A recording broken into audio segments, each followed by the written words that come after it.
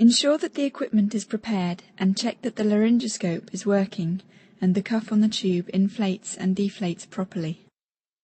Pre-oxygenate the patient with bag and mask ventilation for up to 1 minute before attempting to intubate.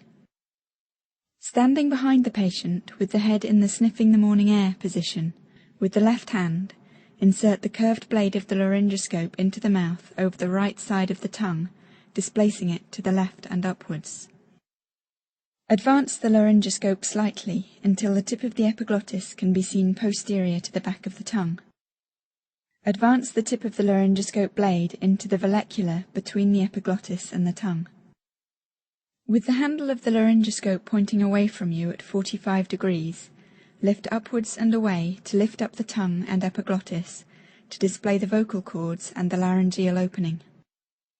With the right hand, insert the endotraqueal tube from the right-hand side of the mouth directly between the cords and into the trachea until the cuff passes through the cords. The markings on the tube at the incisors will show between 21 and 24 centimeters in the average-sized adult when the tube is in position.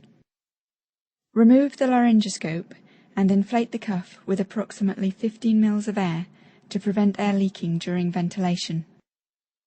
Attach the tube to the bag and valve apparatus and ventilate the patient with the oxygen flow on 12 to 15 litres per minute.